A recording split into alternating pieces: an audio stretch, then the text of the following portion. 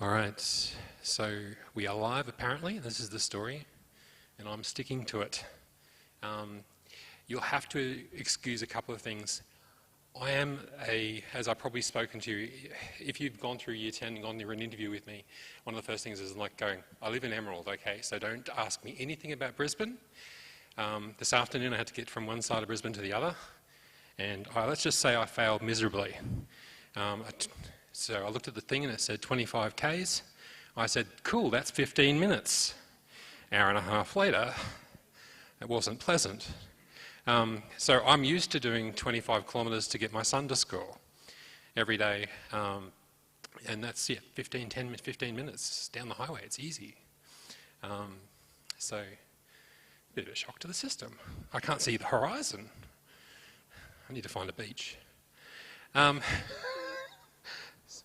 That's probably my best bet.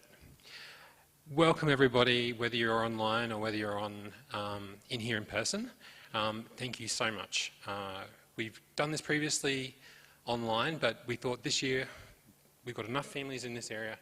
Particularly, we thought we'll come down, we'll do it in person, and it's nice to actually see people, because so often I spend the time on the telephone call, and I don't actually get to see your faces other than the photos you've uploaded, much to your children's disgust. So that's literally the only reference point I've got. So welcome one and all, and it's really nice to see you. And if I look flustered, it's because I am. And that's a dangerous sign because it means I'll talk. So a couple of housekeeping things to start with is the toilets are way over there. If you need caffeine, get it now. There'll be limited opportunities for caffeine. They are going to shut down shop halfway through our conversation. So if you need caffeine or other things to keep you going, now is the time to raid. I won't feel upset if you do. Sneak out, grab the caffeine, come back. So go for it. And I suppose that goes for everybody at home as well. Probably the thing I probably want to express up front is there will be a lot of information tonight. Don't believe that you have to be an expert on it tonight. All right? We were talking this afternoon and we were talking about, we should include this, include this, include this. And the fact of the matter is we've got about 40 minutes, plus or minus, and some time for discussion afterwards. But in the reality of it is I could talk about this for 2 or 3 days. It's not going to meet your exact needs, but I'm trying to lay the groundwork so that we can move forward and have a bit more of a think about what's going on. That's probably, don't get stressed. Please don't get stressed. Stress is not a good space to be. You can't remember anything and nothing happens. At some point in time, we'll go through and I'll sit down with you, or I'll get my wonderful off-sider to talk to you, and they will help you through the entire process. And we will come back if you have more concerns, we'll have a conversation again, and that's perfectly fine. So this is not the last word in anything. This is a chance for us to get together as a community, to understand some of the groundwork, and then we're going to try and together sort of build up our kids and give them some sort of a vision of where they want to be and what they want to achieve. I was talking to Mr. Fanning over there just before we started about the fact that our kids can do amazing things, and too often we underestimate them. And it's a biblical principle, is without a vision the people perish. And what we want to do is actually give your kids a vision of who they could be, what they could achieve, and in doing so set them up for life, a good, proper, abundant life. So that's probably my housekeeping, which sort of may interrupt other people's stuff, but yes, for those people who are here, bathrooms are here. If there's a fire, we'll just walk out there casually. We'll have fun. I might run for the fire extinguisher. I love playing with fire extinguishers. I've been given training on fire extinguishers, so I know what to do. That's cool. But I'm going to hand it over to Graham as the principal of Faith Christian School of Dickson Ed, executive principal. You got all the words, and I'll ask you to open in a word of prayer. Thanks, Joel. I've known Joel for a long time, okay, which is amazing because he still wants to hang around me. Principal means you're in charge of a school. Executive principal means it's automatically your fault if anything goes wrong at all. So yes, it's very, very important. I want to welcome everybody. You're part of a school of 1,638 students who live somewhere in Queensland. We've got kids from Cairns to Coolangatta and out west. We've got people who study on farms and in cities. We've got kids who study on boats and in caravans. We've got 12 families overseas who are doing missionary service, and we look after them as well. The breadth and scope of this school is quite amazing. On top of all of that, I'm not sure how many kids we got in grade 10 to 12, but it's about 650, have I got that right? Something like that, grade 10 to 12. And this year, graduation night, we'll over 100 kids graduating. And we had a problem with graduation this year. We had to find a venue big enough for all the families to come. So we're at Victoria Golf Course this year because we've got so many people coming to these things these days. The other thing I really like about running a large school is the bigger you are, the more you can do. So I don't think it's actually impossible, but it's pretty close to impossible that a student in this school can't study a course that they need to do. And apart from everything that we do, we have over 100 partners who teach other courses just in case there's something we can't teach. Okay? I was talking to a kid today, he's studying an extra thing on astrophysics. I have no idea what he was talking about, but gosh, it sounded like a lot of fun, and he was so excited to do something that would melt my brain. So all those things are happening here, and at the same time, we are trying our very most to have a Christian school, which means we care more about more than just your body and your mind. We're actually interested in your soul. Because it's my personal belief, and it's the belief of this school and the board, that to be a complete human, you need to have your understanding of where you are in God and what His plan is for your life. And I say to the kids sometimes, you guys have got great imaginations and you'll do great, but imagine if you lived in God's imagination and you lived the plan that He had for you. It's going to be so much bigger and more exciting and probably more dangerous than you could ever come up with yourself. So to that end, we've also got a lot of co-curricular activities. So once you've settled in and you worked out which buttons to push to make your courses work, have a look at the co-curricular pages. There's everything there from Train Your Dog, which the kids love, and parents, you should do it because it helps you with training teenagers apparently, and all the way through to Duke of Edinburgh, save up and go to the Snowy Trip. I like the Snowy Trip. It's the only time of the year where it's legal for principals to throw children off mountains. That's a lot of fun, and everything in between. So it's not actually possible for you to do everything the school offers, but have a look, have a go, and have some fun. And I will see you on the formal night, where I get enormous pleasure about hearing the stories of what the kids have done and where they're going to go. But tonight is about making sure that you know the pathway through grade 10, 11 and 12 out to beyond school. There are some wonderful things. Let's open with a word of prayer, shall we? Heavenly Father, we are utterly grateful that we still live in a free country. We are able to worship you. We're able to live a life according to your precepts. We're able to do the things that we think are right and true. We pray that we'll be able to have that forever in our country. We also thank you for the fine young men and women in our school, people that you have created and you had a plan for their life from before they were born. I pray that as parents and as teachers and other people involved with the kids' lives, that we can help facilitate that plan so they can live the best life possible and to have a long and successful one. We ask this in your precious and holy name. Amen. Back to you, Joel. Thanks, Grant. Now is the time to actually get your phone out. I don't normally say this in a presentation, but that's what it's about. If you are able to scan that code, then what happens is you apparently go to some website where you can add questions. I was very fortunate, no one put any questions before this session, so we're good. All questions are new and fun. Melissa, who wasn't able to come tonight, she is in there already trying to make sure that you've got maybe some answers. If there's some smaller questions she can answer, and then towards the end of the night we'll try and have a bit of a round table. But that doesn't, if you have questions you want to throw to us at the end, feel free. All right. Whoops, skip through. Mr. Stuart Adams.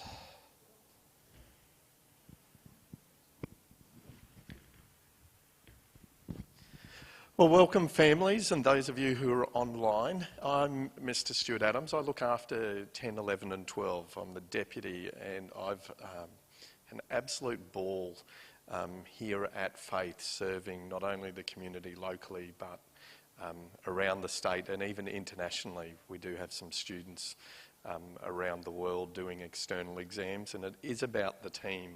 But I will add one thing into what Mr. Chandler said tonight, which is around our flexibility. One of the reasons why I love Faith so much is that we are incredibly flexible. Okay, but out of that, we're not perfect because of the level of flexibilities. What do day schools do, mainstream schools? They just shut down the flexibility and say everyone has to kind of do it this way. So I'll build upon what Mr. Johnson said. We have, last semester, we had 170 students doing courses outside of Faith, which is quite amazing. University subjects, diplomas, Cert 2s, 3s, 4s, Cert 1s, university prep subject, absolutely amazing. If in our context, can I just remind you as families, it's following up with us. It's trying to get hold of Mr. Chandler and the Future Pathways team. Sometimes that can be challenging because you want time with us. So I beg in ahead of time a little bit of mercy, but in another point, it is amazing what we can offer and really love that you're journeying with us. In terms of students here, who have we got from Year 10? Hands up. We've got Year 10s. Wonderful. What about Year 9s? Hands up. Fantastic. Have we got anyone from Year 11 with us here? We can't see what's happening online, so but it's good that you get a chance to talk to one another also. Mr. Chandler tonight's going to show you a whole range of different pathways, from university to TAFE to workforce, and I do repeat, you're going to see a lot, you're going to take away and process it, and you're going to ask further questions. Okay? You know, for us as a Christian school, if you haven't already, we really encourage you to sit and pray with your kids and go, God, what's my future? What do you want me to do? What about the next few years? Because that's really what this night's about. Night is not defining of what you're going to do for the rest of your life. This night's about choosing the subjects for the next few years to set you up for that next step outside of school. Just remember that. It's not a life-changing decision what's going to happen here and now, because there's so much choice outside of school. Okay? So please, students, remember that. You know, you've got this. There's just some choices that you need to make. One of the things, you know, I've got written down here, God's got a plan for your life that ideally you need to fulfill. It's set by God. It'll happen in time. Just what's that journey going to be like?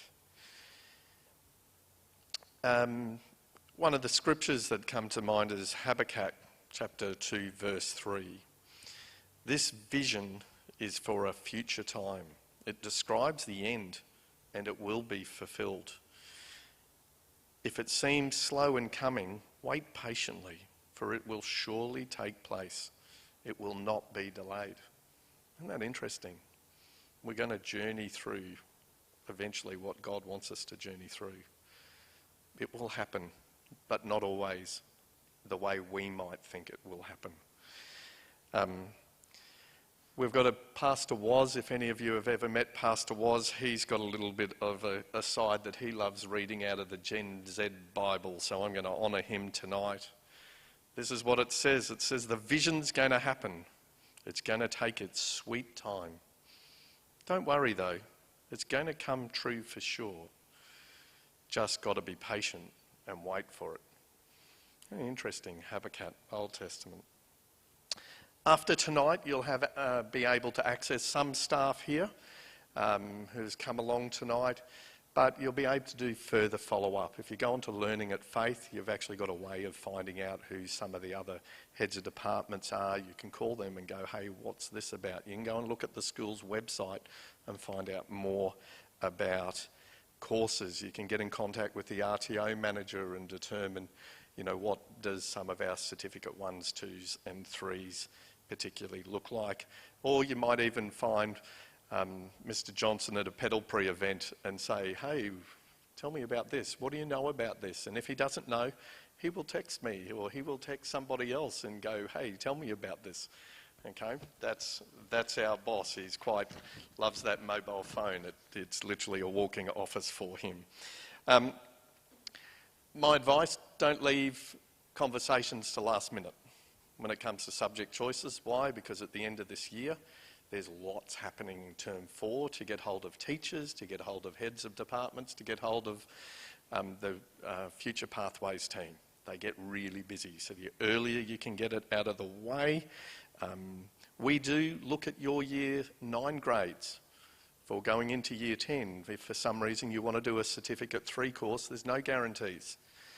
We will have an application into the RTO next year different from this year. So if you're in year 10 this year going into year 11, we are changing things because there's new standards in our RTO.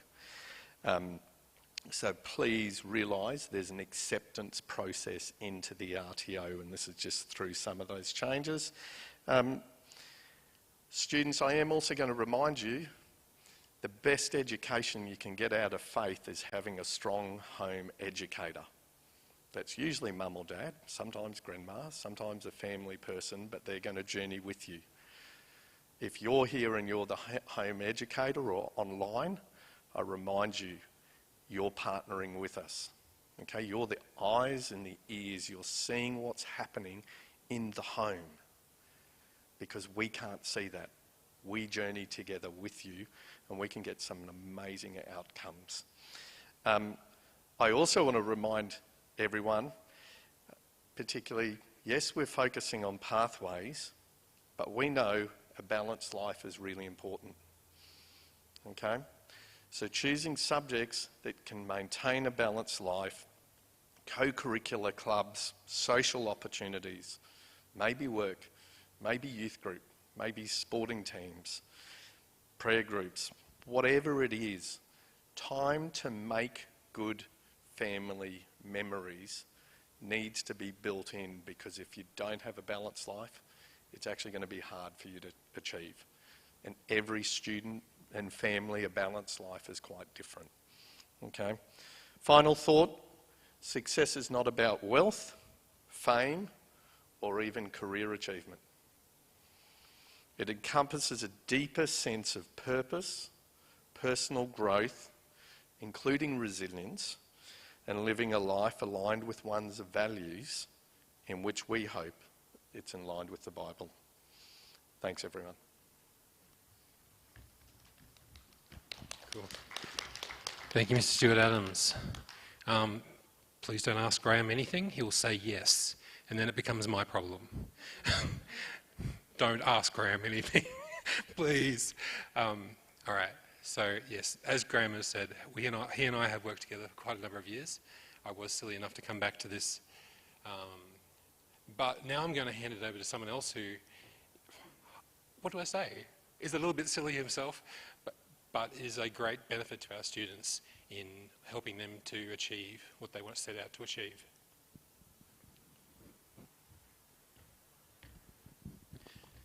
All right. Good evening, everyone. So I'm Mr. Fanning, Julian. I'm the current Head of Senior Studies and Engagement at Faith. If you guys have no idea who I am, that's probably a good thing at the moment. Mr. Chandler has the fun of enrolling kids and finding out their pathways and what they want to be and stuff. I'm usually the one who winds up calling the parents saying, your kid's not actually doing what we need them to do. So if you don't know who I am, that's who I am. It means you haven't had a phone call from me yet, which is great. I'm going to talk to you guys just a little bit about, I guess, what to expect coming through year 10 and your senior years, year 11 and 12. You'll find there's probably a bit of crossover between what I say and what Mr. Chandler's going to say later on, but he'll go into more depth than I'm going to go into tonight.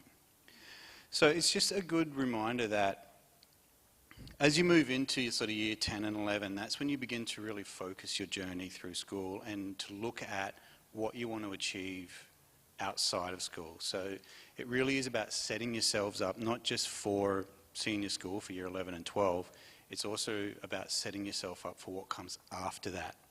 So it's where you begin asking yourself those questions like, what am I actually passionate about? Or what kind of life do I want to build? What is actually the right pathway for me? So year 10 acts as that foundation year where you guys can start thinking about that and start really begin shaping your senior program with real intention and explore those strengths, explore those interests. So it's not just about choosing subjects, it's about asking yourself those questions, telling Mr. Chandler that, and then exploring what pathways are available. And then you get into year 11, and then year 12, the journey actually becomes a lot more formal, I suppose. It's when you begin working towards your Queensland Certificate of Education, or your QCE, which is probably a term you're going to hear a lot from myself, Mr. Chandler, and Mrs. Stewart Adams as you journey through high school. So some of you will study what we call general subjects that are ATAR eligible. I'm going to throw a few acronyms and stuff at you guys tonight. You don't need to know them off the top of your head right now. Again, Mr. Chandler will go through in more detail. So some of you will choose those. Others of you will choose some more applied subjects, or even some of our nationally recognised qualifications through VET certificates, and some short courses, numeracy and literacy and stuff like that. All subjects that will help support you in getting your QCE and then moving into that pathway beyond. The mix of subjects types just means that you guys can tailor a pathway that really suits you, and that can be explored more in depth when Mr. Chandler takes the microphone. And it's also important to remember that not everyone in year 9 going into year 10 going into year 11 and so on will want to do ATAR subjects, will want to go to university or things like that. And I think it's a really good reminder to always know that that's fine. That's not your pathway. That's not your pathway. There's nothing wrong with that. So some of you will take that vocational route, that more hands-on industries or school-based apprenticeships, traineeships, things like that, going through TAFEs or alternate programs. Mrs. Stewart Adams mentioned earlier, we have a number of students doing outside certificate courses as well. So every pathway has value. But I'm going to talk just quickly about, I guess, the more formal stuff.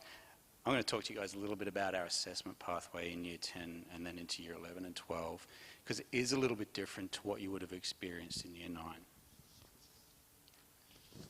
Year 10, I guess, doesn't look too different. We are a bit more rigid on things like deadlines and stuff like that and how the assessment's actually completed, but for the most part, it runs fairly similar to what you're already doing in year 9. All your exams, your assessments and stuff like that are still released online through Learning at Faith. You complete them in your time, in your home, and then resubmit them in the due work areas. So there's nothing too different there. Year 11, though, things do become a bit different. They are a lot more formal. Those rules surrounding assessment and submission become a fair bit tighter. And that's because once you get into year 11 and 12, you're not actually bound by the school's policies as such. You're bound by QCAA's policies. So every student in Queensland has to follow those same policies. So we implement them for you guys, but they don't actually come from us. They come from QCAA. So in year 11 and 12, you start to do what's called formative internal assessments in year 11, or FIAs. Parents get to know those terms pretty well because you'll get little notifications and stuff saying your student's FIA 1 or FIA 2 is due. So that is the year 11 internal assessments that go towards their marks at the end of each unit. And then when you move into year 12, it's just known as an IA, or an internal assessment. And for general subjects, at the end of year 12, you'll also do what's called external assessment exams. That's hosted by QCAA.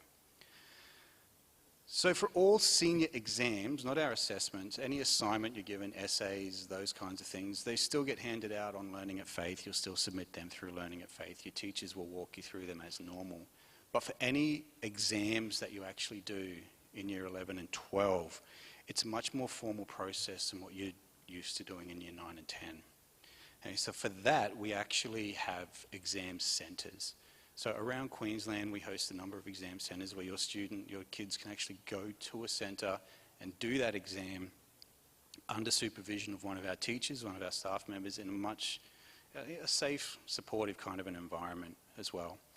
And in some cases, we know that that's not possible. Some of you live in remote areas, so we've got families all around the state. We've got families in other countries doing mission work in various other places. It's not always possible to go to an exam centre.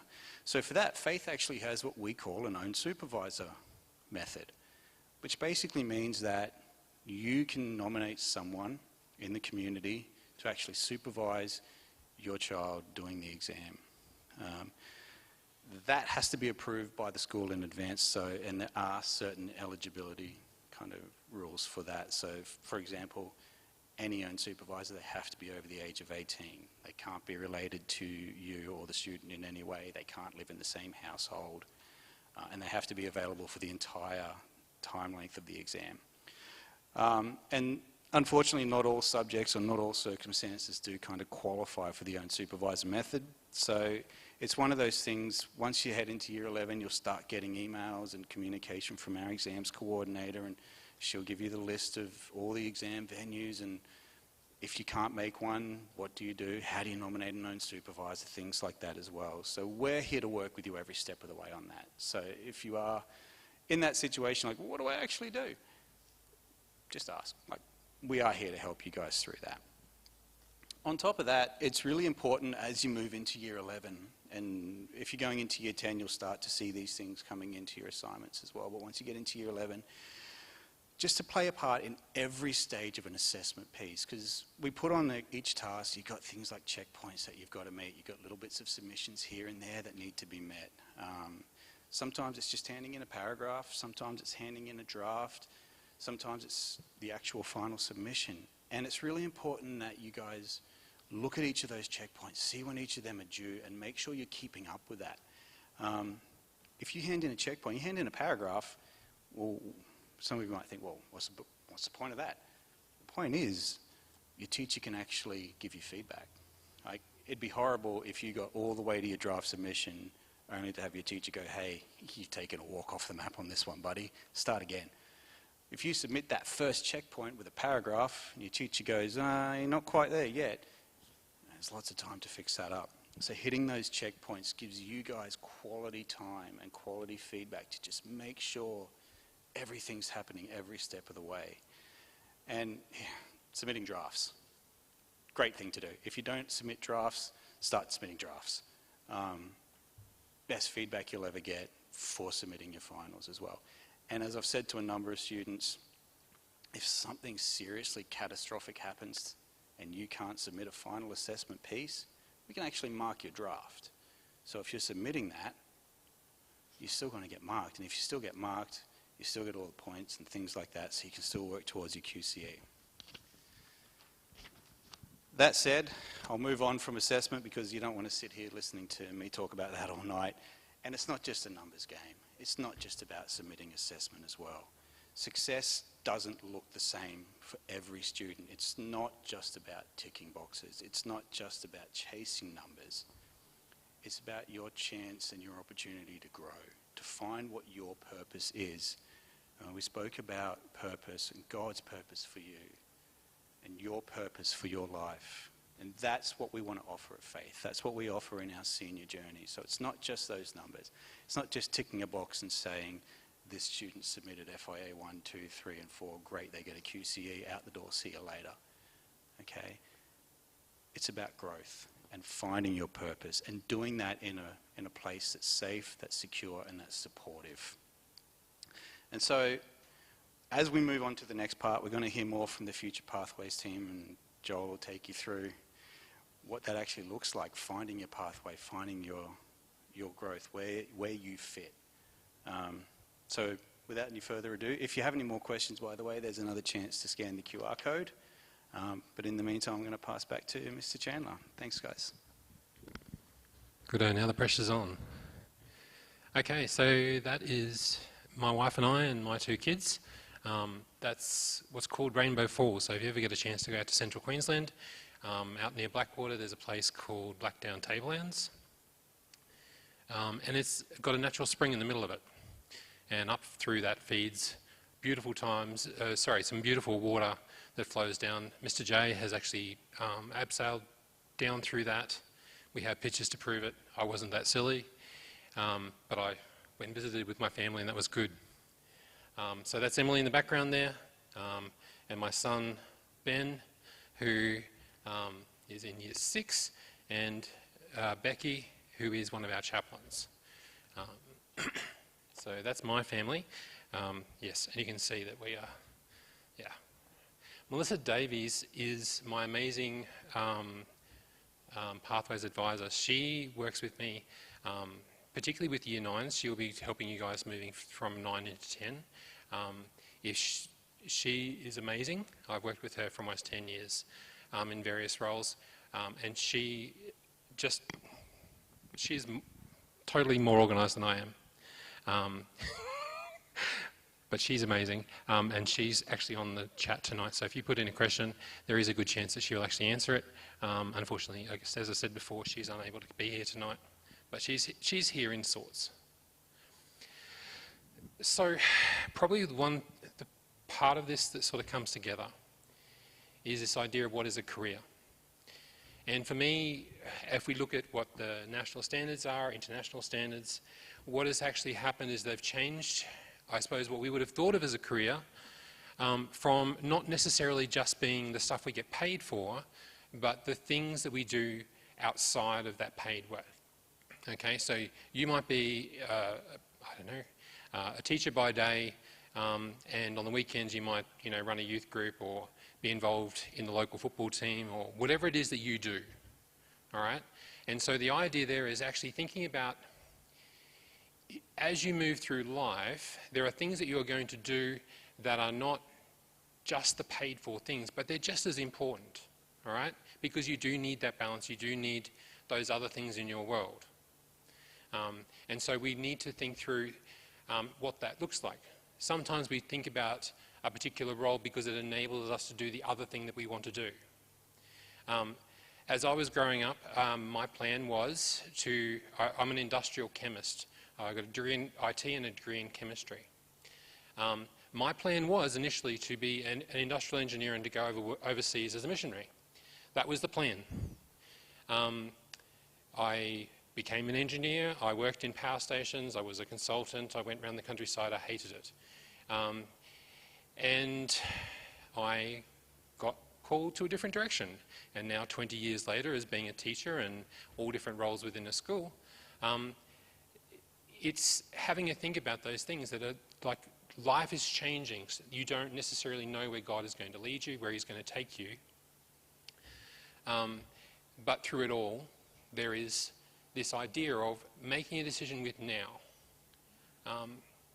One of the things that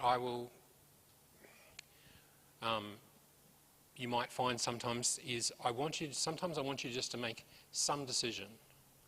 And the reason partly behind that is there is a great loss because you're just sitting there waiting. All right? Now, I don't know what's coming around the corner. But my feeling is always that whilst I have the time, I need to be prepared for the next thing. I need to be equipping. As Christians, we're called to equip ourselves for good works.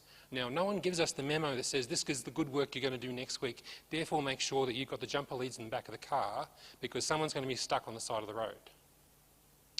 For me, the answer is if I'm going to be prepared to do that, to do good things, then I need to be prepared and equipped to do those good things. And that might be including, for my own sake, who has run my battery flat quite a number of times, is make sure those jumper leads are in the car. All right? So whilst you are at school, it is a time for investment. It is a time for thinking through what you can be equipped to do. You don't have to know with absolute certainty what is coming next. I wish I did. All right? But I do know that if I'm going to use my time correctly as a Christian, then I'm going to be preparing myself for what potentially could be around the corner for me. All right? And I have to believe that God knows my abilities, he knows my skills, he knows my foibles. There are a lot of them.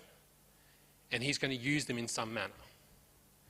So whilst that is true, I have to be equipping myself constantly every day. The calling to follow Christ lies at the root of every other calling. is a really nice, we need to be focused on knowing that there is a vision, there is a calling that comes to each of our lives. Now, choosing a career is hard, and I try within usually an hour to solve all everyone's problems, but it's not really going to solve them, okay? I will try my hardest to help give you a direction and something to think about in terms of preparing yourself for the next thing. And generally, as a rule, when we talk about our career, God knew, as you can see, I am not fit to be a ballet dancer. That was not going to happen. I am not equipped, either by the fact that I've rolled my ankle way too many times bushwalking, by the fact that I'm not the right height and not the right build. All right? That is not on the table. But he has called me to use my other interests, my skills, my education and training, my study, my work conditions and values. All those things feed into what I am going to choose as a career. Some of the useful things to think about is, what are you, the no's, the big no's. I had a student a number of years ago who has found his calling, he's very excited at the moment, who had a tendency at the sight of blood to pass out. Now, there was no way that child was ever going to become a nurse. Literally, I used to be his science teacher and his maths teacher and a couple of other things as well. He was really into biology.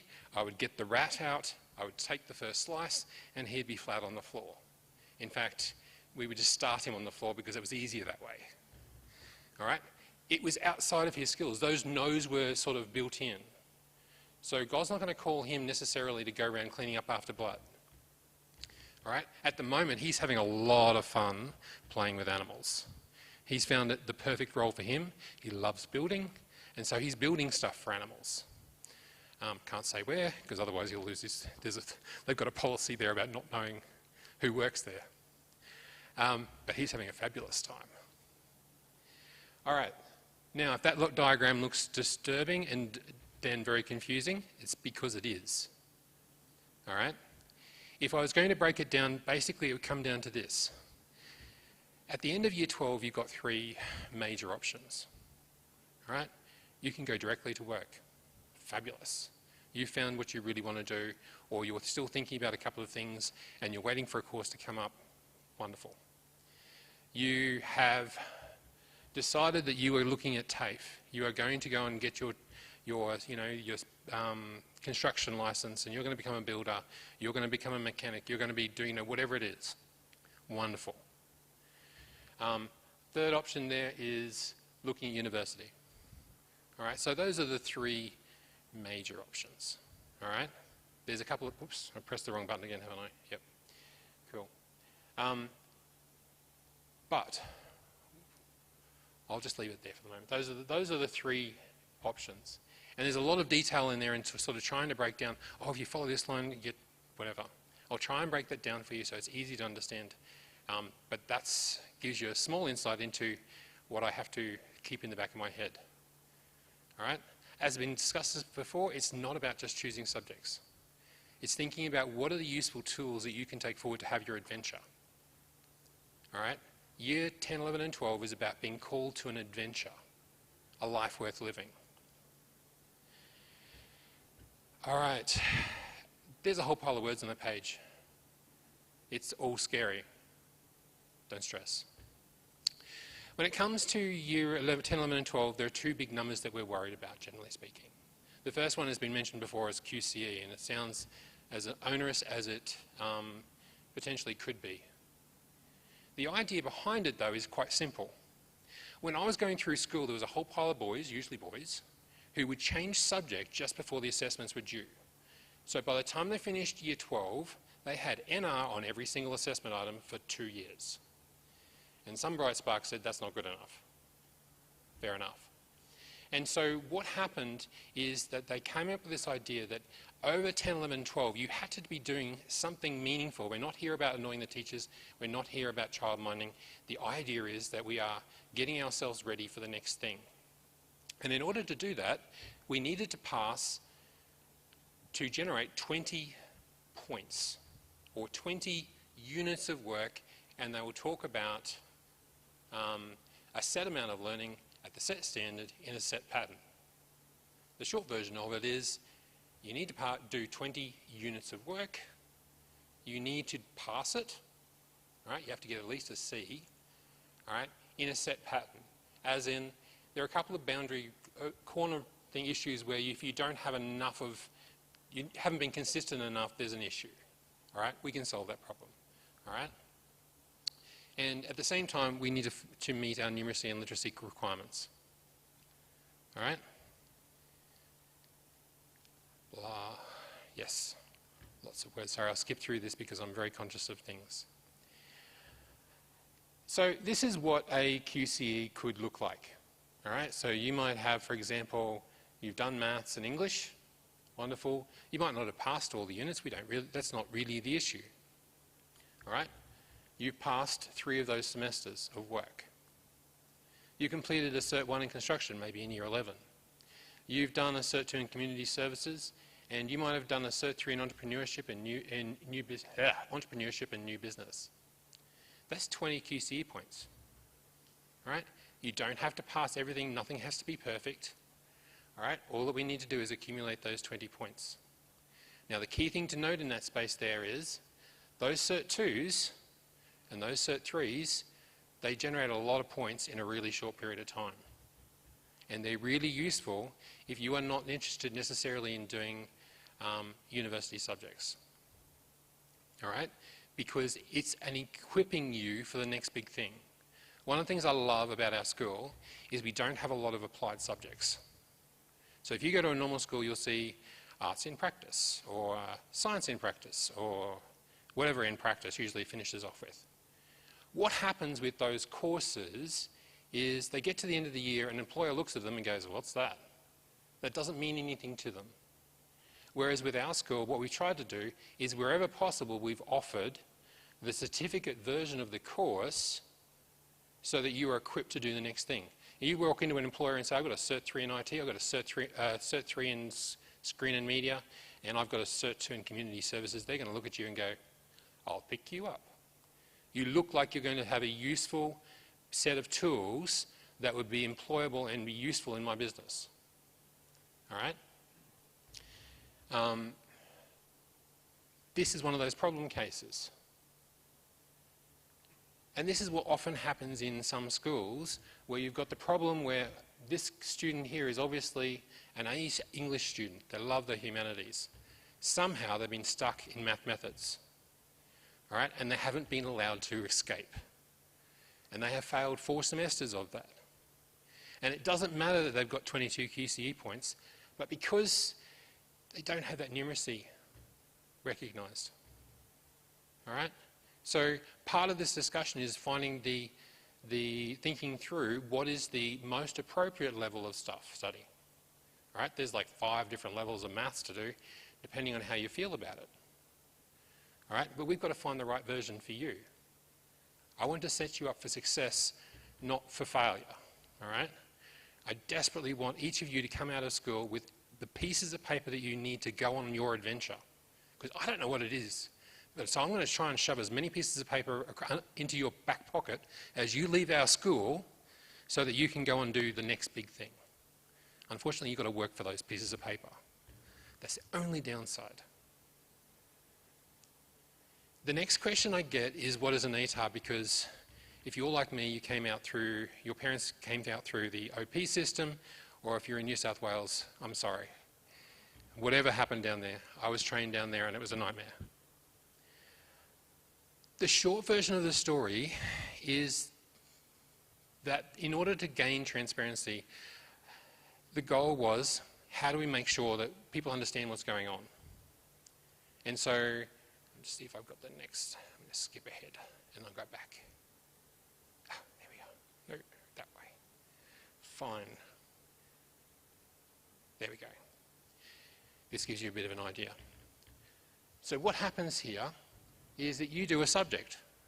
All right? You get to the end of year 12 and you've done a couple of subjects and they look at your results and it's out of 100. They then, so in this case here, I got really bored and I put 80 in each of the boxes. 80, like they got 80 out of 100 for everything. What happens then is they look at it and go, you know what, it's not really fair that those people doing, and this is the example I give because it's easiest to explain, they're doing the top maths possible and yet getting the same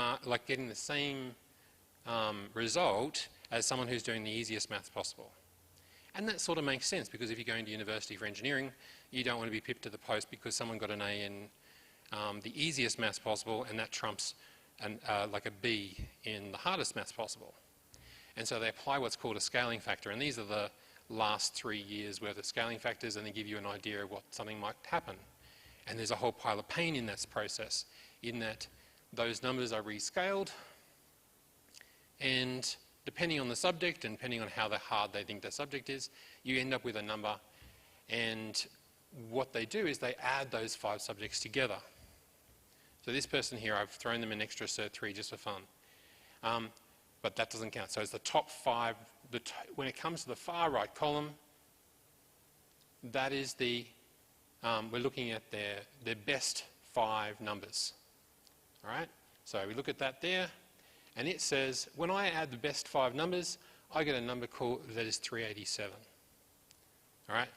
You won't see this in really that much. But what they'll do is then they'll go to all the kids in Queensland, and they'll say, okay, the kids with the top 30 kids, they might have, I don't know, theoretically possible to get, actually it's not actually theoretically possible, but they might get 450, say for example. And they're going to say, okay, we're going to take the top 30 kids and we're going to give them the score 99.95. They get the next 30 kids, they give them 99.90. It is when it says ATAR, the last R stands for ranking, it is literally a ranking. So that is literally what it's actually talking about. You are ranked on a scale from 100 down to 1. 100 being the best, they don't give anything less than a 40. So, 5 subjects. So you can do a couple of things with that. All right? So the requirement for an ATAR is 4 general subjects plus something else. All right? It could be an applied subject. So for some people who are huge humanities people, that might be essential maths. All right? That's an applied subject. For the other thing can also be something like a Cert 3, a Cert 4, or a diploma. All right? And that means that you can put that in, and they have scores for themselves as well. And those numbers, again, are accumulated, and you're ranked boring. All right? Now, the question at this point is really usually about what subjects do I do? Like, what happens? How do I choose my subjects? And this is where it sort of comes together. What's going on? Here, yeah, that's right. When it comes to Year 10 subjects here, I put in the arrow where it sort of leads. Okay? So if you're doing core English, you're heading into general English, you're heading down that pathway, potentially. Core maths heads to general maths. Advanced maths generally leads into mathematical methods or specialist maths, and core science feeds into the higher sciences, history into ancient history. Economics and business and geography don't have a natural lead in at the moment, but they are useful skills. In the applied sort of section of the page, you'd say, okay, well, 10 literacy feeds into essential maths. 10 numeracy, don't do that. All the humanities people will kill me. 10 literacy leads into essential English, potentially with support. 10 numeracy into essential maths with support. Foundation English goes into essential English, and then the foundation maths goes into essential maths. Realising, of course, that there are some students who don't necessarily fit all the normal mould. I talk about the fact that there are 600 kids currently, 599, I think it was this morning, in 10th, 11 and 12, and I have to somehow memorise all of them, and none of them are doing the same thing. All right, so you have to imagine that sometimes, like, I've seen some of you guys for the first time, like I haven't done a Teams call with you, I've had the photo, I'm going, churn, churn, churn. And that's why I have huge notes in my little file of stuff, because I've got to try and remember 600 different projects that are entirely different because we offer that flexibility. In a normal school, you would see these lined up in rows, in columns rather, and you would choose the least worst option, all right, from each column. And it's just sort of that process of going, well, I hate psychology, I'm going to do biology instead. And that's the process. Here we've got all the options open for you. You just got to choose your adventure. Over on the right-hand side here, the Cert 2s are the normal sort of options, are some of the certificate options. Oh, sorry, I'll rephrase that. The Cert 2s are the natural option for Year 10. Give yourself a bit of a feel for what a certificate feels like. Less stress, get it done. All right? It will give you 4 QCE points. Remember that we had to generate 20? Now, if you're not a person who loves to be doing tons of stuff, or you've got other things, or you've trying to make everything work in your world, then splitting that requirement for QCE points over 3 years instead of 2 means the requirement potentially per year is, 7 or 8. All right? It gives you some scope. If you are going to make some mistakes in Year 11 when you choose maybe the maths and the English, that we don't have to worry about anything. We've got ourselves covered. All right?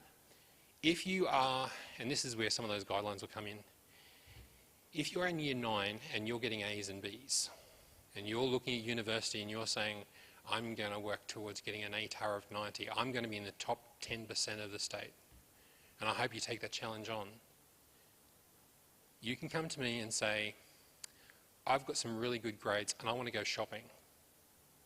And it's at that point I go, okay, you can go having a look at some of those Cert 3s. Now, it's not guaranteed, and Mark will, be checking your application with great detail.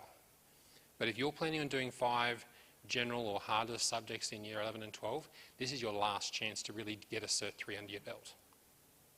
And so we've left that option open if you are doing really well in Year 9. And the reason is that gives you a couple of options. I'll talk about them in a second. So this is me just drawing pretty diagrams to make it a little bit easier. So these are the natural sort of lines that we sort of follow. If you're in core English, you don't have to do general English in Year 11 and 12. You can go essential. All right? Same things with maths. Maths, as I said, has a whole pile of options. All right? And when you're thinking about going to a higher level, this is where it gets tricky for me and for the maths team in general, is they're trying to figure out where are you going to be most successful. Okay? Because it's best to be, here's my story when it comes to maths, because it's always a sticking point. Choose the one at which you are going to succeed, choose the highest at which you are going to succeed well. All right? If you're good at maths, all right, then why would you choose, then you are preparing for an adventure which you don't necessarily know was at the other end. So if you're going to be successful in that, I would choose it, stick it in my back pocket. I'm going, yeah, that's easy, I can cope with that, and keep on running. All right? If you're having trouble with maths, because that's probably the subject where I've got some bugbears about how things are done, and it's not a school thing, it's a Australia-wide thing. But we've got to choose the right level. It's easier to go down than it is up. So it's better to stretch yourself a little bit at first, and then go, look, this is really not for me, than to try and catch up when you've been started at the lower level. It's a bit of a challenge. Science splits into that, and I've sort of given a hint there that biology and psychology are probably more likely choices if you've only done foundation science. And the reason is the maths, some of the concepts. Year 11 and 12, we've got a whole pile of these really cool subjects. All right? And we can do basically any combination of those. I have one girl in Year 12 who decided she didn't like doing any of the other subjects, and so she chose to do 2 maths. She does math methods, specialist. I think she even does general. She loves it. I love that she loves it. And that works for her. And I think that's amazing. All right? It's all different syllabuses. It's all different things. She'll still get all the points. But that's her love. And you couldn't do that in a day school. Over here, we've got the vet certificates for year 11 and 12. All right, going through, there's the Cert 3 in Cert 3 in IT, Cert 3 in Ministry and Theology, Cert 3 in Screen and Media, Cert 3 in Business, Entrepreneurship, Screen and Media, Visual Arts, Music and Fitness, and I missed the one, which is the Cert 4 in Screen and Media. And then maybe in 2 years' time, I've been told, there's been a whisper, that we are looking at some more Cert 4s when you guys would potentially be in year 12. So that's cool. And we're looking to make our RTO bigger and better and more streamlined and all the rest of it. I'm just waiting. Have I gone too far? Talk too long? That's amazing. I don't normally do that. Okay. One of the weird things that I just need to flag for you, and I've only done it with the Cert 3. If you use the Cert 3 as part of your 5 subjects, all right, so let's assume that you didn't do ancient history, all right? I'll be in trouble with Rachel on Monday, I know it. General math, English, psychology and biology, and you did a Cert 3. Note there that the number there, when it comes to the scaled score for a Cert 3, is significantly lower than the other numbers. Now, there is a bun fight happening in the background. Universities don't trust schools. Actually, I'll phrase that. Universities don't trust the government, and by extension, they have come up with a whole pile of extra loopholes. All right? So where possible, I will run the loophole. All right? If it works for you and your family. All right? So here's my rough rule of thumb, which is a terrible rule of thumb. Don't trust me on it. But generally runs like this. If you do 5 subjects and you're hoping for an 80, you need to get at least 80 in all of your subjects. All right, when we did it with the ancient history there, you'll notice that roughly speaking, if you do 80 on the raw score, you'll get roughly 80 on the other side. There are exceptions to that rule, so it's not really a great rule, but it gives you an indicator. All right? Now let me show you the cool trick. This is the UQ guidelines on attainable selection ranks. All right? And you're going, what? This is what it means. If you complete a Cert 3, they will credit to you as if you did an ATAR of 68. Now, for students who are looking at senior, and they all need to try to get the highest ATAR possible, if they end up successfully finishing a Cert 3 in year 10, that means the worst that could happen when they try and apply to university is they've got an ATAR of 68 that they banked back in year 10. All right? But the same is true for any other student who decides in 10, 11 and 12 that they're going to do maths, English and a Cert 3. So this is where it gets complicated and messy, and this is why at the very beginning I sort of said, you're not going to take it all in. Like I said, I could talk for 3 or 4 days. This is why we get to annoy me, and Mrs. Davies and I get together sometime with students, we go, how can we make this work? There are loopholes. And they're not really loopholes, they're huge holes. Now, for some students, let me give you an example. I'm going to use nursing as my example because it's the one with the most straightforward explanation. And I've just got off the phone yesterday with one of the major providers for nursing, and this is roughly the story. Currently speaking, you can do a Cert 2 in high school in health services. You go, okay, that's like delivering blankets, maybe. You're not doing much, you're delivering the food. No stress. Cert 3, a little bit more instruction, you're working with a nurse, all right? You might be working in aged care, blah, blah, blah. You go, okay, I like this. Do I want to go to university to become a nurse? Maybe. Don't know yet. Maybe I do a diploma of nursing. Now, the cool thing about that, if I look at this sheet here from UQ, they say if I do a diploma after I finish school, that's going to give me an 82. Some universities even increase that up to 84. That opens a whole pile of doors.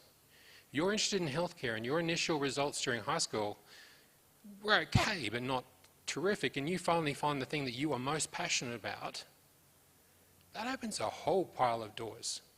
The only courses that you couldn't get in from there really are sort of your medicines, if you wanted to go to a particular university, a whole pile of other things.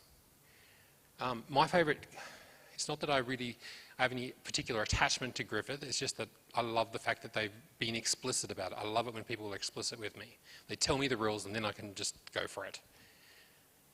If you look at a large number of their degrees, they will say you need an ATAR of at least a 64 or a Cert 3. Or they will come through and say you need to have an ATAR of 64 or a Cert 3, and you must have General Maths and General English, or just General English. All right? That puts you straight into the top 32% of the state. All right? You might not be the person, you might be passionate about something, but you're not necessarily, I don't know what the right word is. Some people like their academic experience to be like a really steep hill. And I love those people. I was one of those people. When I was in high school, I did the deadly six, as they used to call it, maths. I was at maths B, maths C, physics, chem, bio, and something else. English, that's right, the subject that I didn't, that subject. Some people like it hot. Some people like it a little bit warmer and actually enjoy the experience, like, not enjoy the experience, that's the wrong word. Some people enjoy it with a little bit more slope to it. All right? So not everyone is built the same. No one is as crazy as potentially I am. My wife and my children will agree with you, okay? But if you have a dream and a vision of where you want to be, I'm going to help you get there, okay? And this is one of the really cool ways they're thinking about senior. What do we do next? I've given you some of the basic rules. There are always more things I can bend and figure out. One of those cool things is there's 3 ladies at the back of the room. They may be hiding at the moment and they're looking around going, why am I pointing them out? And it's this. One of the things that a number of our students in our school have is they have difficulties that that get in the way. And if you had a conversation with me, you'll have gone through the page that is marked obstacles. And I do it for every single child because at the end of the day, everybody has obstacles when they have a goal. All right? For some people, they might be the most academically, minded person in the world, but they are useless at being organised. All right? That's okay. We can help you with that. You might be someone who is very good at recall or whatever else, or maybe you just need an extra 10 minutes at the end of your exam. All right? Now, it doesn't work for everyone. All right? We can't just give 10 minutes extra to everybody. It has to be a justified reason. All right? There has to be a justifiable reason so we can take it to the bodies above us and the government and say, look, this kid, all right, they're amazing, all right, but they've got these obstacles in their road. It might be all the letters everyone's used to seeing, ASD, ADHD. I see them all right? If you find it really hard to do an exam, then talk to us, because it may be possible for you to do that by yourself somewhere, or we can facilitate it in different ways, all right? But this is the thing. We have so much flexibility and so many ways of getting to where you want to be. The answer is really talk to us. Don't just assume that, you go up there and there's 10 subjects in the general line, and you go, oh, that's pretty boring. We can sort something out, all right? We just need to know what you want, all right? As I said, I could talk for 3 days. That's the risk that you play when you're asking me questions. It's sort of like roulette, the really bad kind. But we can work together to find the best solution for your kid. And some of that questions that you might go through is actually the questions around, where do I go? What do I do? I don't have any direction at the moment. Work experience. Try this, try that. All right? We'll work with you to try and make sure that those things happen. All right? To make that flexibility and make your journey, all right, and your adventure work out. Now, the other part of what next. This is supposed to help you think. So sometime in the next, I'm going to give myself, by next Friday, I've got it, I've written it, everything's right, I've checked it a couple of times, I've had other people check it. But I'm going to have one more go at looking at it. I will send this link out to the students and they can log in using their school email address. And in it is about 12 or 15 pages. You don't have to do it in one go, all right? But just work through it around your table, all right? Have that discussion. Maybe set aside a Saturday morning. Actually, I think you've got the direct link to it. Darn. Too organised. Anyway, that's okay. But you can start working your way through that. And it goes through things like, what are you good at? What values do you have? Do you like being around people? Does blood freak you out? All right? And we go through all that type of information before you come and have a discussion with me, because that way we can spend more time on figuring out how to get you to where you want to be. All right? And when you're doing that, that collects a whole pile of information for me to go through things. As part of that, I'm using the My Future website. It's a government website. It's good. It's probably easiest, I suppose, of all the various options. All right, log in, create an account, and it will go through and ask you a whole pile of questions. It will suggest some occupations. All right, and I want you to record that for me and put that into that worksheet. Whoops. Oh, sorry, I keep on expecting there to be arrows here. Now, bribery and corruption work, as I've said to pretty much everybody who has ever had an interview with me. All right?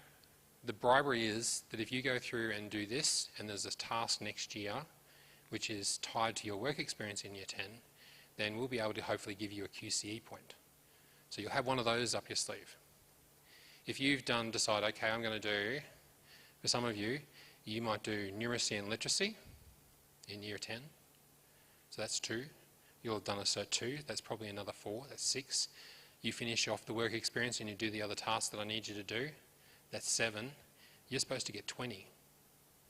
You're almost halfway there. And we're trying to make sure that that works for everybody, so that maybe you're a high flyer. You get to chemistry in Year 12. And I'm a chemistry teacher and I know this. Chemistry first semester, breathe in, breathe out. You'll get through it, but it may not look pretty on your report card. And you might need to fix up one of those QCE points that you'd hope to get. Banking some of these before we get to 11 and 12 gives us some more flexibility. We don't have to make it up later on. All right? We're trying to protect you from the stress of not having 20 by the end of Year 12. All right? That's the other part of the story. In Graham's side, he said yes. He said yes, but then I was doing the asking, so that's good. But now I've generated a whole pile of work. It seems to be the rule. Next year, we're going to be doing work experience in Year 10 in the last week of Term 2. And you'll need to do that to get that QCE point. There's another task. It's a couple of minutes of video of you thinking about what you're going to do next. All right? And that's the second task. So not huge, big deals, but you can you'll be able to get through it, and you'll end up with one more QCE point in your back pocket.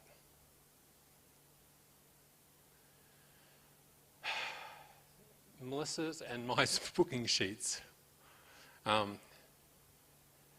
Feel free to, once you have actually gone through the process, the link is at the very end of that worksheet, book a time with me. We can have a discussion.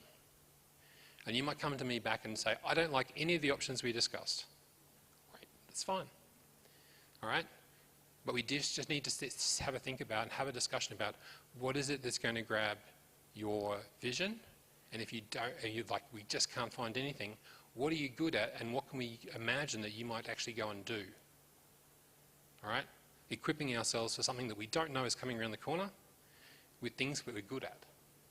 And so plug away and book a meeting, and we'll sit down for an hour.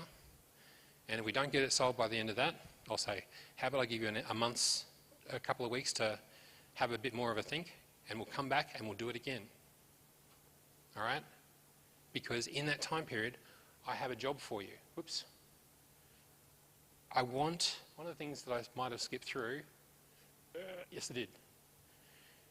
Kids, I've got a really bad news for you. I've got really, really bad news. Do you know who knows you probably the best? No. Mum and Dad. All right? Because they know when we're doing, they know when we're lying to ourselves sometimes too. All right? So, in all this discussion around careers, I want you to have an argument over the kitchen table. All right? I want you to have that discussion going, no, I would never want to do that. That's exactly my daughter's voice, and I'm quite used to it. And if she's watching now, I'm sorry. Don't kill me.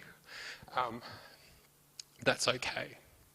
But I want you to have those discussions. And I want you to have the willingness to actually listen and be willing to take on some stuff. Because they've watched you from when you were to now you're, and they know a bit about what things drive you. All right, so have those discussions. If you come up with something on the list that your parents go, what? That's okay. Have a discussion, have an argument. Come to them with 3 great points about why this career is the thing that you most desperately want to do. All right, and you can have that discussion over the kitchen table. Go and annoy your grandparents, because they know what your parents were like when they were kids. All right? Talk to your pastor, talk to your youth leader. Pray. And see what adventure that you can come up with. Now, I can guarantee you pretty much it's not going to be what it is. Or at least it will evolve. All right? It won't be the very first thing necessarily that you chose. But it's a place to start. It's a place to equip yourself. It's a place to look at things that you're good at. It's a place to get ready for that adventure. If you never get the shoes on your feet, you never go for the run. So this is the time when we're starting that discussion. Personally, I find no's more useful than yeses. Everyone says, yes, I'd love to do that. And that just makes my entire world just explode because that's so many options. No's are really good because from my point of view is that they limit some things. So you might be that kid who passes out at the sight of blood. In which case, don't become a phlebotomist. Right? That ain't going to work for you. All right? Also, don't limit what you could potentially do. And I say that because I think I mentioned at the beginning, I may have just been speaking to Mr. Fanning before. The biggest issue with careers planning is people saying, I can't do it. They're telling them, maybe quite possibly, they're saying up to 75% of people are telling themselves a lie. It's easy to do nothing or to do the easiest option. I challenge you, choose the hard option. What's the worst that could happen? You might surprise yourself. You might find a career or an interest that you never thought you might have. I'll finish off just by telling a brief story. I used to work in a really small Christian school. And so what generally happened is whenever a teacher was away, I was the one that would end up teaching that class. And even before that, I would be generally the maths teacher, the science teacher, anything sort of technical, IT teacher. All right, that's my areas of training, so it makes sense. And I caught up with a student of mine a while ago. And she goes, oh, I'm going to become a maths teacher. I almost fell off my tree. Every lesson, that girl would come to my class in 7, 8, 9, 10, 11. And by the end of that class, she was crying. All right? And look, I'm actually a nice person, generally speaking. My daughter might have different issues. But sometimes it's a matter of keeping on going until it actually comes. Maths particularly is one of those issues where sometimes your brain's not ready to deal with that type of maths.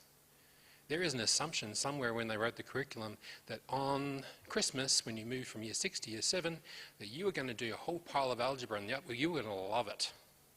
And I'm looking at the parents and they're all looking at me going, that didn't happen. And that's okay, because we know that kids' brains develop at different paces. I had an interview the other day. Somebody said, look, I really want to go and do this. I don't have the math skills for it. I said, well, why don't we do they were in year 11. Why don't we do year 10 maths? Can you do that? Yep, we can do that.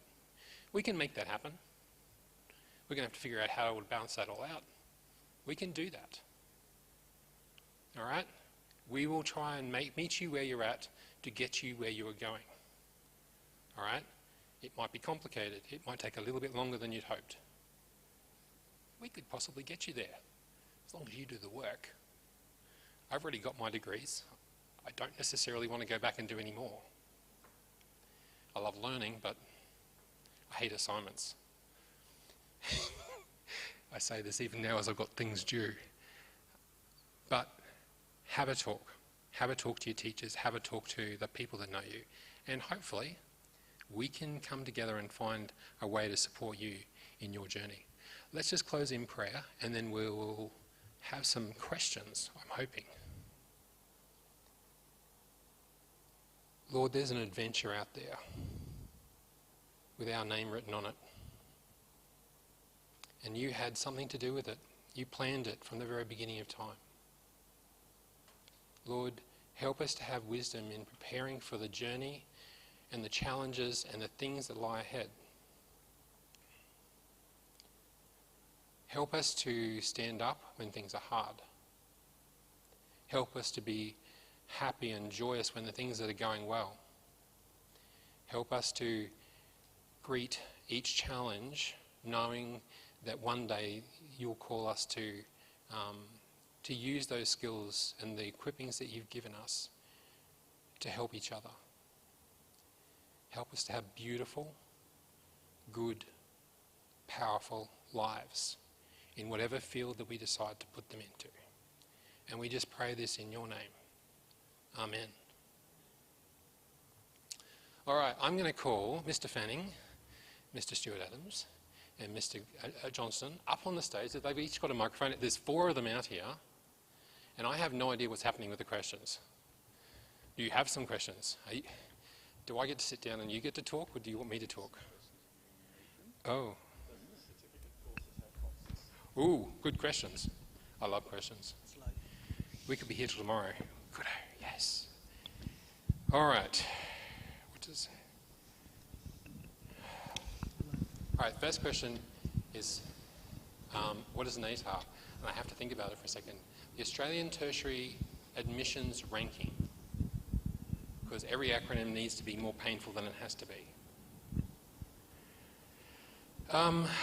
Here's a good question for you, Mr. Fanning. What does Year 11 English look like? There are 2 different types of English in Year 11. So we've got Essential English, which is an applied subject, and we've got English General, which is the one that goes towards your ATAR. Essential English is...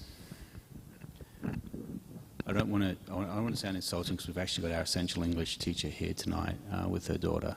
But I would call it a less intense version of General English. Probably the best way to put it. Both streams of English really look at focusing on, we delve into novel studies, film studies, things like that. We look at things in the community and, issues that are out there and how we as a community can work towards solving those sorts of issues. Basically, English and Essential English both set you up to look at the world around you and the literature and things like that within our world, and to think critically about different things. And that's really the key to both forms, both Essential and General English. It's all about setting you up to look at something, whatever that might be, and to think critically about it, to think at it from all different aspects, I guess, of the issue, and to then make a well-rounded answer. So that's what English looks like. Lots of novel studies, lots of film sort of studies, community issues, worldwide issues, those sorts of things. Lots of discussion and lots of looking at how we can make the world a better place.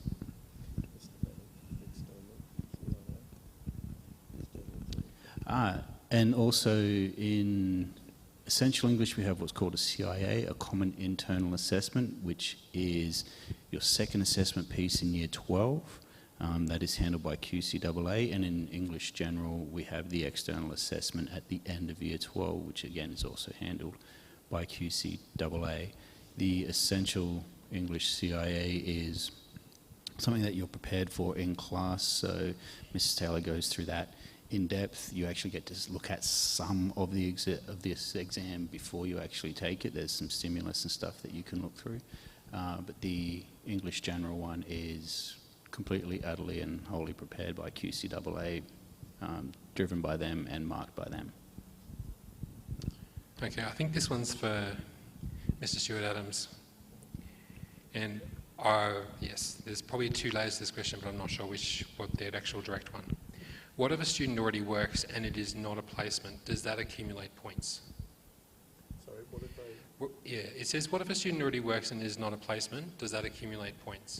I think they may be referring to the work experience for next year, which is tied to that career studies. But maybe, which I can tell you, you can't do work experience and get paid for it. It breaks the insurance. All right, that's probably one of the short versions. Let me talk possibly a little bit more Broadly. generic around that, and we'll see if they ask another question. So starting next year, I will quantify, in Year 10 we are doing work experience, but we're also not saying it's a 1 week work experience. We're actually allocating 2 weeks to work experience.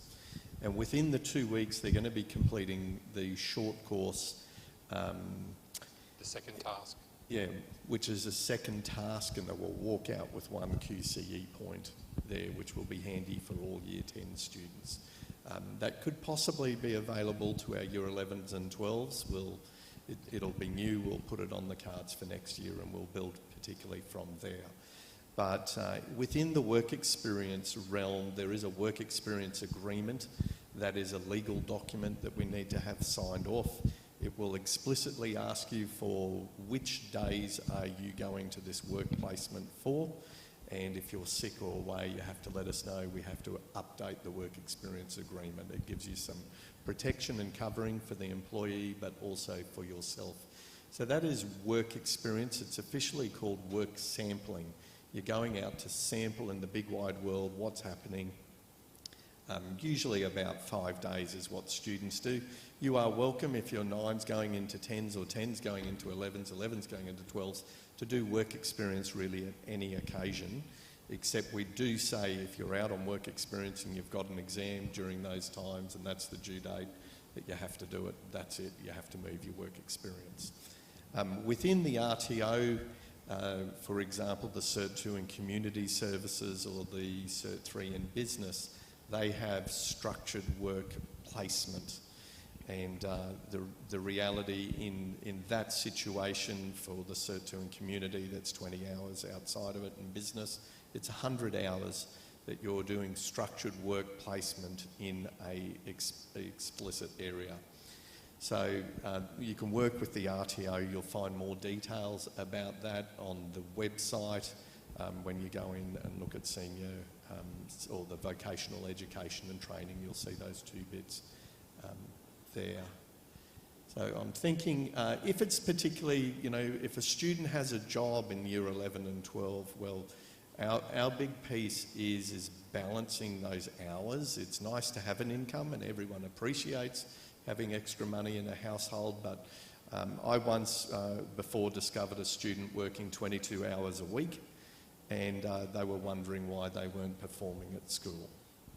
So the reality is you can earn those few $1,000s, and that is still finance. But if you did the Certificate 3, if you worked hard, you know, how will that change your future by achieving both? So we've got some students who can do amazingly well and balance huge workloads. We've had one Year 10 student do a Certificate 3 and 2 Certificate 2s, plus English, Maths, Science before, and done really well in all those subjects. We've got others that struggle to, you know, complete certain areas. So I'm coming back to what Mr. Chandler said. It's really important the home educator is working in with the Future Pathways team, where they're looking at the idea of work and how does that fit in the total load of sport, work, church. It could be that they live on a farm and therefore they're involved in the farm, and that impacts their learning. So the big piece is when you're meeting with Mr. Chandler or Mrs. Davies, that you actually tell us where you're at, what you're wanting to do. I can say there is one point that we can't do, is if you go and find a full-time apprenticeship, not a school-based apprenticeship or a school-based traineeship. Full-time apprenticeship, you receive government funding for that. We as a school receive government funding for you to be a student, and it kind of clashes and it's not allowed, okay? But the total amount of work experience that a student is allowed in a calendar year, according to the government, is 30 days, in which we, in general, we can't go over that. If there's a learning enrichment area behind that, work with the careers team. They work with Mr. Johnson, who's then got to go away and find some more money to cover more insurance. But it's customised kind of down to the student. I'm going to throw this to Mr. Johnson, because this is one of his passion projects, but we haven't quite got there yet, because he used to be a manual arts teacher. Can I get more information on the Cert 1 in construction?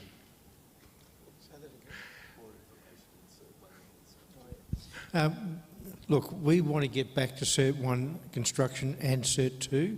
We have a trade training centre which we're developing, and right now the stumbling block to opening that is that there is 7 car parks and the council insists on having 8.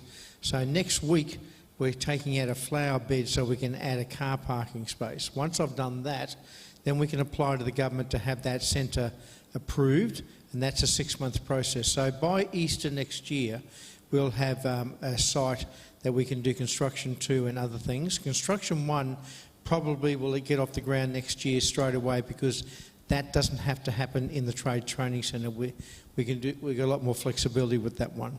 So the plan is that next year we find a trade training teacher who kicks off construction 1, and once our centre is approved, it's got all the right toilets. Councils are obsessed with toilets and car parks, and we're gradually getting through all of that. So it'll take a little while, but I'm reasonably certain we'll have construction 1 in the new year. And Mr. Chandler's right, I started out as a woodwork teacher, so it is my personal passion, that and winning any competition we put our kids in. Mr. J is one of the most competitive people I know. In a good way. Yeah, that's right. We don't expel them much after losing these days. We kind of keep them, but I think about it. The question around the Civica courses. I was hoping to avoid this. Our internal ones are fairly straightforward. For a Cert 2, it's $200 at the moment. Cert 3 is $300, and the Cert 4, I think from memory, is $300 as well. So if you're thinking through that for a second, if you were to go to an RTO, even our nicest RTO, to do a Cert 3 is somewhere between 2,000 plus, depending on who you go to. And if you have a look at particularly if you're interested in screen and media, I would say we've got one of the best trainers in Brisbane, if not Queensland, for screen and media. And she outsources to other places to do their screen and media because she's that good.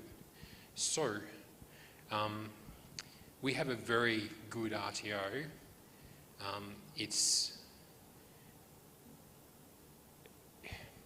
If you are not looking at an ATAR, for goodness sake, load yourself up on as many certificates as you can get, because they will not go astray.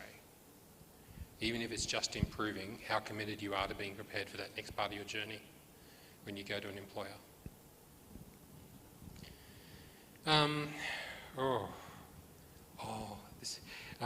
Sorry. The other part of that question was, external studies are quite complicated at the moment. The Queensland government has just recently changed their funding model, and we won't know what the answer is until September is when they were expressing that. This has caused a whole pile of hiccup across the state. Certainly I caught up with a whole pile of career advisors across central Queensland, Mackay, North, and out west, further west, and they were all under the same stress. They don't know what to do. Because that kid, first of all, they've crossed off Year 10 students can't get funding through TAFE to do a Cert 2.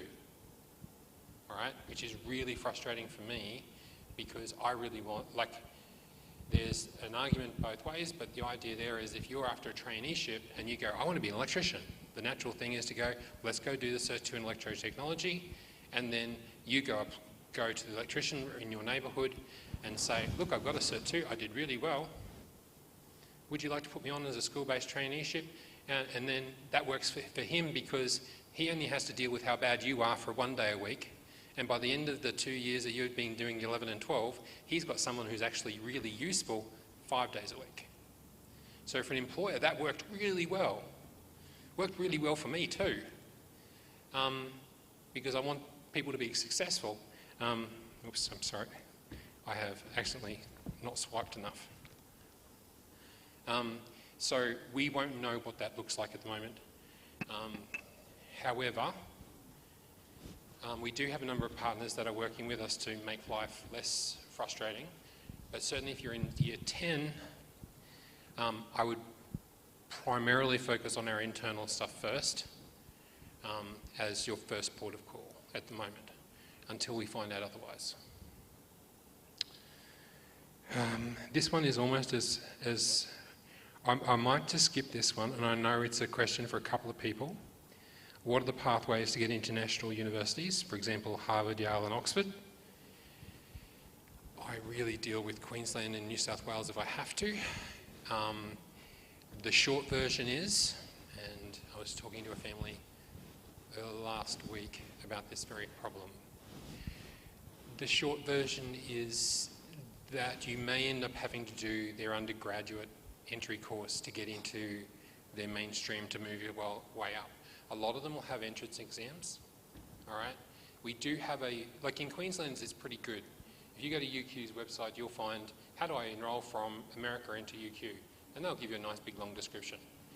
You don't tend to see a lot of stuff the other way, all right? So you will have to organise a Zoom meeting and have a long conversation about what they want you to do. So I could do the bare minimum only for my subject, and is that okay if I know 100% what I want? Sorry, I'm just trying to process this question. So could I do the bare minimum only for my subject, and is that okay if I know 100% what I want to do? All right. Our goal is to make sure that you're prepared with as many pieces of paper as possible. One of those pieces of paper is the QCE. Now, when they first came out, I was like, yeah, who cares? And reality was that was absolutely true. However, as it's gone along, it's developed more of a traction, and it's in the same vein, I suppose, probably as the Year 10 certificate was back when. It proves that you're actually numerate, you're literate, and you could actually apply yourself and not stuff around for 2 years. And if I was an employer and you'd failed to get a QCE, and you were able to get a QCE, I'd be asking some questions. All right? That doesn't necessarily work for those people who are doing a trade. If you've got a school-based traineeship, I don't care. Look, don't tell Mr. Stuart Adams or Mr. Johnson. I don't really care. Because at the end of the day, you are equipped to go and do the good thing that you're going to go and do. All right? That traineeship is your path. No one complained after having done their Cert 3 in plumbing, asked you, have you got a QCE? No. That's never a discussion. I will try and encourage you to do a QCE because we have to fill out a full load. And I'm going to go, if you're doing plumbing, I have a friend who does drains and inspects drains for a living with robots, and they run up the insides of drains. maybe that Cert 3 or whatever else in IT wouldn't be such a bad idea, because then you could actually do something about fixing those stupid things when they break down. Because they're all networked items. Same as for electricians. I'd be going, Cert 3 in IT might not be a bad idea. Everything electrical nowadays has a network. So the short version is, if you had a trade, I'm less concerned, but I'd still want to fill your back pocket up with pieces of paper.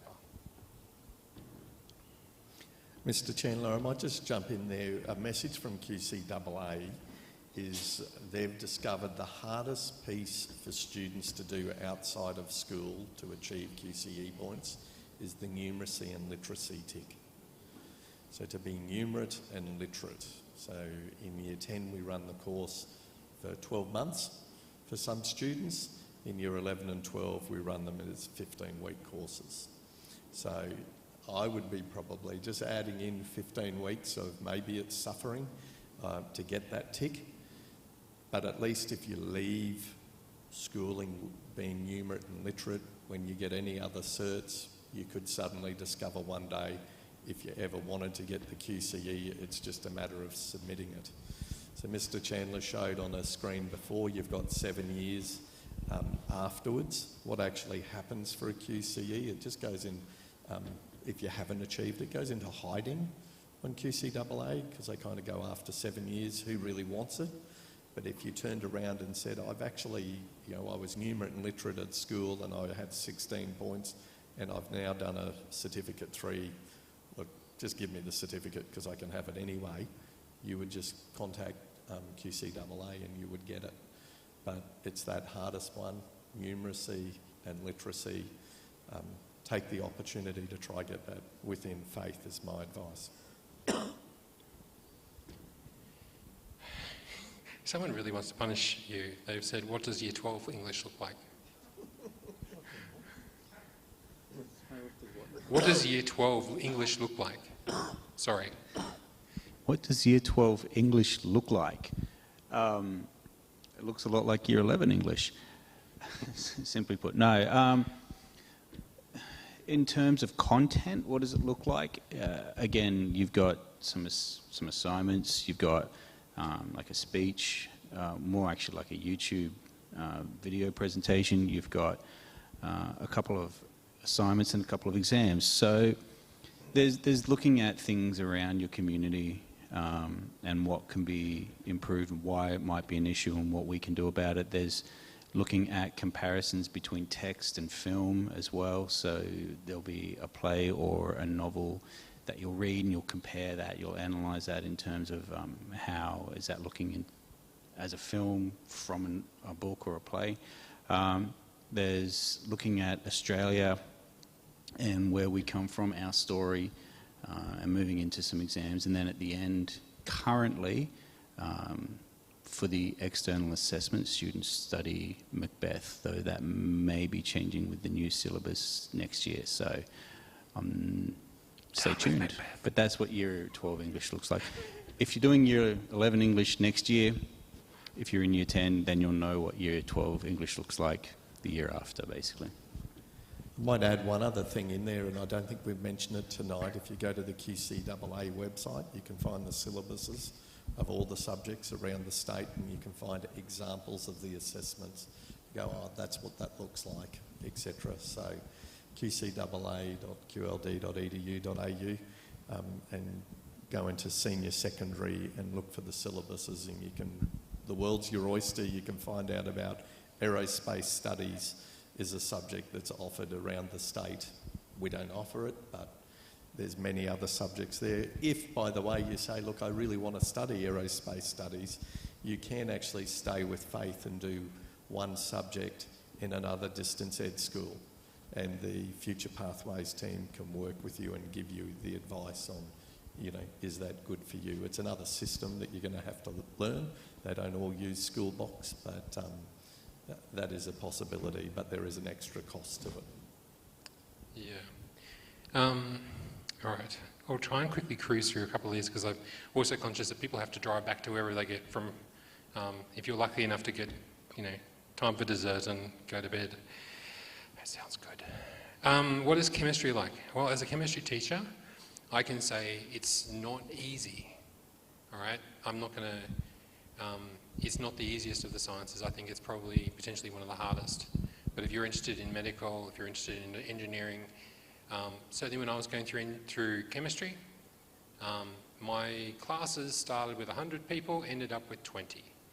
And they were all the people who hadn't done chemistry at high school, because university does all 2 years of it in 2 weeks and then moves on. But having said that, I love chemistry. If you love chemistry like I love chemistry, you're going to love chemistry. What's math methods and advanced maths like? All right. If you like Legos, you're going to love both of them. All right. That's probably the short version. Math methods focuses on a lot on algebra and looking at curves and doing stuff in that space. When it comes to specialist, there's a couple of weird things in there, like proofs and weird. They're still doing proofs in there, aren't they? Yep. And calculus. So calculus is like looking at something and figuring out what it was beforehand. So it's not easy, but again, I loved it. I love teaching it, but you've got to love it. Are all Cert 3s competency-based? All the ones we do offer are. Exam centres. We usually hire out a church, so it's probably the short version, is the most likely situation, and we will organise for a teacher, well, it'd be more than one teacher, 2 or 3 teachers at least, to be there for an exam, depending on the numbers and the requirements. All right, if you've worked in multiple places before Year 10, will that add to your QCE points? So like work experience itself doesn't give you QCE points. It's the fact that it is a part of the short course in careers. So just like numeracy is what we call a short course, and literacy is like a short course, we are, by asking you a whole pile of questions that we want the answers for, we're giving you an extra point just for the fun of it. All right? You just got to jump through some hoops. All right? It's our form of bribery and corruption for you. All right. Our core English and Maths, the lowest level of entrance, university entrance, or is essential still okay? Choose the one the hardest one that you're going to be successful in. It's probably the best rule of thumb in that space. There are always, as I said before, I will always try and figure out a way of getting you to where you want to be. However, being better equipped means that when challenges come up, you're going to be better prepared. If I need to stretch out your learning so that it works better for you, I will do that. All right, we'll work on the plan for that. But choose the hardest thing that you're going to be successful in. Which pathway should look at? Whoever put down that question about a political career, your first direct pathway is to go and speak to Mr. J over there. Has he got a deal for you? He does the Rotary, is it the Rotary speech? Rotary? The Rotary Debating Club. Lions Youth of the Year, sorry. We have a bunch of things that the kids can do to stretch themselves. We were doing Lions Youth of the Year for a number of years, but we now have Rotary Interact, which gives the kids a lot more practice with things. For kids who do the leadership path in grade 11 into grade 12, we take them to a conference in Canberra called Compass, where they spend 3 days with university people learning about God's big story, and they get to mix with school leaders from 50 different Christian schools around Australia. So we're gradually building more and more things for kids to do which they don't get any QCE points for, but they get a lot of life experience out of. We've just had our primary and secondary leadership training camp. We had 20 students from grades 5 and grade 11 spend 3 days doing Christian leadership, and that also doesn't get them QCE points, but at the end of it they had to give a speech and they had to explain what their position was on certain things. So you need to jump on the co-curricular page and look at all the things that you do. But I'm a bit like Mr. Chandler. If you do an activity with me, whether it's Pedal Pre or Interact, okay, it is great, but it is effort, okay, and you'll do very well, but you'll come away going, I've grown and I've earned that growth. Very much so. Sorry, I'm just trying to get through these last few. Is it possible to complete more than one work experience in Year 10? Yes. Just remember there's those limits that we have to be careful of. If you've chosen to do Cert 3 in business because you thought that was a really good idea, that has 100 hours. We've got 30 days. We have to do the math. So there is an upper limit. There are ways around it, but yes, if you were just doing work experience in July and you said, look, that didn't really work, come back to me. We just need 2 or 3 weeks notice to run the paperwork through. Insurance is painful, and the poor lady who does that, it's painful, isn't it? Yep. But we do put it on your report card now. That's cool. If you do 2 Cert 3s, does that count for double the points? The maximum you can get from a particular subject area is 8. So if you do the Cert 3 in Visual Arts and the Cert 3 in Screen and Media, you can only get 8. If, however, you said, okay, I'm really interested in Screen and Media, and speak to Geordie. Geordie's, can you wave your hand? He's driving tonight in the background. He was here hours ago setting up for us. He does the screen, he works with our main trainer. Sorry? Rosie. If you get, okay, I'm going to do Cert 3 in Screen and Media, I'm going to do the Cert 3 in IT, that gets you double points because they're in different areas of the packaging system. Okay, so something to be watching out for there. Blah, blah, blah. Sorry, I think I'm almost at the end. Thank goodness. No. No. If in doubt about work experience, email Jenny. So if you find Jenny McFall on your email, on the email list, she's the lady to talk to you about work experience at the moment until we can find someone else to blame for it. Jenny, I might get you to raise your hand. Jenny is my PA that I have in the background. She is a fountain of all knowledge. And if you've got no idea what's happening, or if for some reason you're trying to get hold of me, please get in contact. Jenny McFall, you can find her on the contacts list that's on Learning at Faith. And Jenny will at least point you in the right direction. The next question is a bit of an... I'm going to say is interesting.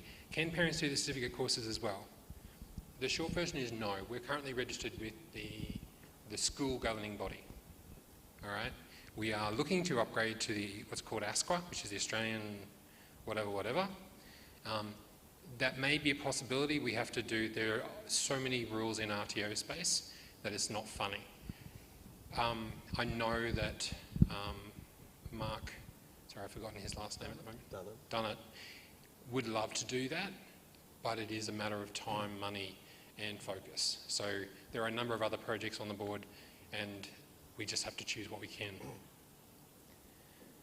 And the last one here, does the work experience completed in Cert 2 and Community Services count towards that one work experience in QCE point? All right, people looking for loopholes. I love these people. I'm not going to answer that one. I will have a think about your personal circumstances when I talk to you, because my question would be, why wouldn't you do 2? In Year 10, that would give you a broader experience rather than just saying, I did work experience, I hated mechanic. Wonderful. That hasn't told me a huge amount of things. All right, you go to me and say, I've hated mechanic and I've now gone and done, I don't know, community services. I really loved volunteering with Parkrun. That's a community organisation. That would potentially count as part of your community services. And you go, look, I love the fitness aspect of it. That's really me. That gives me a whole pile more information. So it's like the pieces of paper. Take up the most you can, suck us dry for everything that you can possibly get from us, as long as you're willing to do the work. All right? We are not we want the best for you and your kids, all right? So take every opportunity that there is. Do every co-curricular. Ride around on a pushback for 8 hours through the night with a team doing silly things. Go abseiling, go rock climbing, go water sports. Do all the things and come back to me when you're bored and I'll give you some more, all right? Because now is the time to invest in your life, because as a dad, and I have kids that like to have food on the table and all the other things that go on, it is much harder to invest in your future when you're older. So now's the time to have a lot of fun doing a lot of cool things so that later on you can have as I said, a very impactful life. So. The structured work placement for community services has to be done in a charity. So if it's not a charity, you will not be approved to do it for you to achieve the Cert 2 in community services. The church is a charity, so it's very popular. I agree with Mr. Chandler, you know, the different opportunities we offer is great, but in around all of this, learning and assessment has to be done. So you still have to have that time to be able to do your lesson work, catch up, follow up. Lessons are recorded. In Year 10, for instance, most subjects have 3 lessons a week. Okay, they're online, they're recorded. If you attend, you're there. If for some reason you're off on a traineeship, and then you can come back and watch the video and complete any of the work. But the reality is if you're not completing the work, at some point you're going to hear from Mr. Fanning, who's going to go, we're really concerned about engagement, okay? Because we want the best for you and your situation. Working with us is really helpful. I have the sad job where it's not working for sometimes some families, and we contact, and I actually have to cancel the enrolment. And then that's basically my point, and then Mr. Johnson has to send that letter, and that's not our desire. Our desire is to educate students and work with families the best we can in the multifaceted, different ways and different desires out there, and that's where, you know, talking together with the team, because each one can provide sometimes different advice. Although we can be on the same line, if you're looking for opportunities, make sure the starting point from here is upgrading your Set B. For some of you, if you're in Year 10 going into Year 11 and doing that with Mr. Chandler and Mrs. Davies, if you're 9 going into Year 10, it'll probably be with Mrs. Davies and looking at different options. And as you do courses, then you'll just update your Set P and it'll get better and better. Cool. I'm going to volunteer somebody else. You want to close in prayer, Graham? And then we'll close off the channel and we can have a chat down here. Well, Mr. Chandler, I think everyone's reached the maximum of their IAR. IAR is your information absorption rate. Who thinks the IAR is at a maximum level? Very good, okay. Research is king. If you have heard nothing tonight, at least you know where to look. You go onto the website, we've got multiple things. If all else fails, we've even got a chat bot there and it says, I don't know what's going on, tell me about work experience or whatever it is, and it'll point you in the right direction. The only other thing I want to add before we finish off is, you know the old saying, you can lead a horse to water, but you can't make it drink? We'll lead, you have to drink, okay? And your ability to take things on and do them, and don't be afraid to try things. The worst that'll happen is that you've learned that you couldn't do it, and that's okay. Let's close with a word of prayer, shall we? Heavenly Father, we thank you so much that we have parents and pastors and friends that we can lean on. We've got grandparents who are willing to tell it like it is. We are keen to make the most of this time we have on earth to do amazing things. Help us to have the courage to reach a little bit further than we possibly should. Help us to surround ourselves with people who will help us along the journey. Help us to make sure that when our life's journey is at an end, that we can look back and say, wow, look at what we did. We ask for journeying mercies on the way home, and we ask that in everything we do that we bring glory to your name. Amen. Can I get a round of applause for these three guys? and Mrs. Davies. Mr. Chandler, I'm going to be naughty and add one little last piece. The RTO usually runs some sessions, maybe once in the evening and once during the day, telling you more about their courses. So I would assume sometime within this term, Mr. Dunnett will get together his team and they might do, you know, Cert 2s at one time and Cert 3s. I think we've now got about 14 courses, so just doing it all at once, I don't know whether that'll be as effective, but I'm going to leave that with Mr. Dunnett. But I know at some stage, look out for the correspondence, because I think it's really handy to hear from the trainers. They're the assessors. They're the ones that stamp to say that you'll receive a particular certificate. So, you know, look out for that, because that might give some guidance to a lot of the families, both sitting here and around the state. Cool. Let's go have some bickies. Too easy. Thank you very much.